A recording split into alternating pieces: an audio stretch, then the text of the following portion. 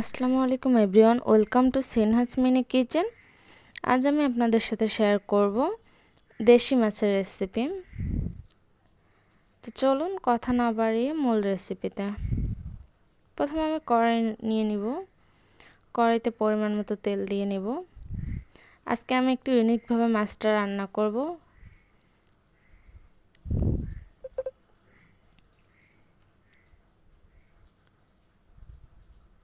তেলটা গরম হয়ে আসলে আমি আগে থেকে কেটে রাখা পেঁয়াজগুলো দিয়ে নিব। সাথে আমি কাঁচা মরিচ অ্যাড করেছি। আপনাদের হাতের কাছে থাকলে দিবেন, না হলে স্কিপ করতে পারেন। আমি ভালো করে পেঁয়াজটাকে একটু নেড়েচেড়ে দিব। পেঁয়াজটা সফট হয়ে আসা পর্যন্ত, একদম কড়া ভাজা দেওয়া যাবে না, একটু সফট হয়ে আসলে মশলা দিয়ে নিতে হবে।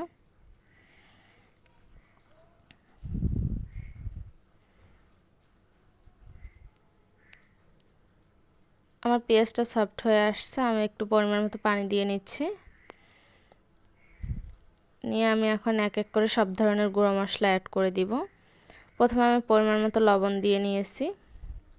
আপনারা আপনাদের টেস্ট অনুযায়ী লবণ দিয়ে নেবেন। তারপর আমি পরিমাণ মতো হলুদ গুঁড়ো দিয়ে নিয়েছি।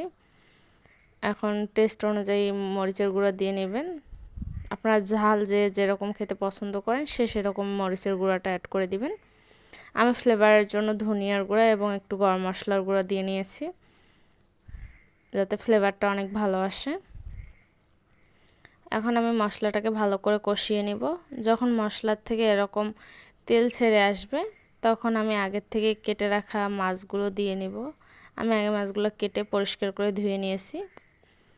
আমি সম্পূর্ণ মাছ মশলার সাথে মিশিয়ে নিব। এই সময় জালটা মিডিয়াম টু লো এর মাঝামাঝি রাখতে হবে। রেখে মাছটাকে ভালো করে কষিয়ে নিতে হবে, একটু ভেজে নিতে হবে সময় নিয়ে, তাহলে মাছের টেস্টটা অনেক ভালো আসে। আপনারা মাছ যেভাবে যত ভালো করে কষাতে পারবেন, তার মাছের টেস্ট তত ভালো আসবে। আমি একটু সময় নিয়ে মাছগুলোকে কষিয়ে নিচ্ছি।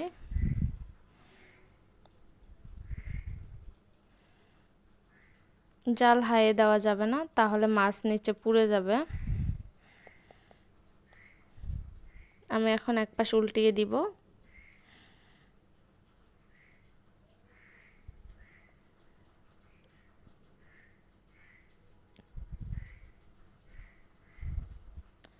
উল্টিয়ে দিয়ে আমি ভালো করে ভেজে নিচ্ছি মাছগুলোকে একটু সময় নিয়ে। এভাবে আপনারা যদি সময় নিয়ে মাছগুলোকে ভেজে রান্না করতে পারেন, তাহলে এর স্বাদ অনেক বেশি আসে, এর টেস্ট দুর্দান্ত হয়। আপনারা চাইলে এভাবে ট্রাই করে দেখতে পারেন।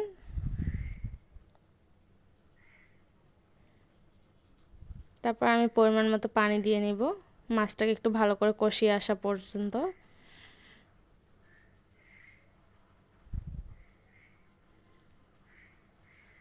আমি পানি দিয়ে মাছটাকে আবারও কষিয়ে নিচ্ছি। আমার পানিটা শুকিয়ে আসছে, এখন আমি আবারও মাছটাকে একটু কষিয়ে নিব নেড়েচেড়ে। একটু সাবধানভাবে নাড়তে হবে, না হলে মাছ ভেঙে যাবে অসাবধানতাভাবে মাছ নাড়ানাড়ি করলে। আমি একটু সাবধানতাভাবে মাছগুলো উল্টিয়ে নিচ্ছি।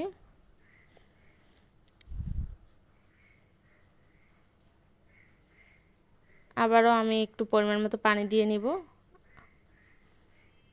পানি দিয়ে আবারও মাছটাকে একটু কষিয়ে নিতে হবে।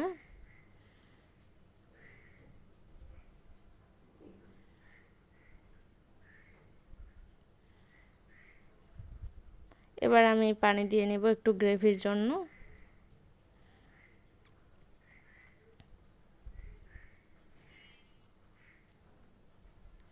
আমার মাছ রান্না কমপ্লিট। এখন আমি ফ্লেভারের জন্য একটু জিরা গুঁড়ো দিয়ে নিচ্ছি। আপনারা চাইলে দিতে পারেন, বাট দিলে টেস্ট অনেক ভালো আসে। আমি জিরা গুঁড়োটা দিয়ে একটু নেড়ে চুলার আঁচ অফ করে দিব।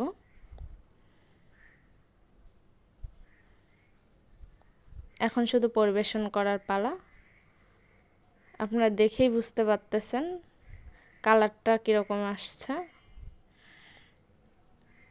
খেতেও অনেক দুর্দান্ত মজা হয়েছে। আপনারা চাইলে এভাবে একবার ট্রাই করে দেখতে পারেন, খেতে অনেক মজা হয়। আল্লাহ হাফেজ।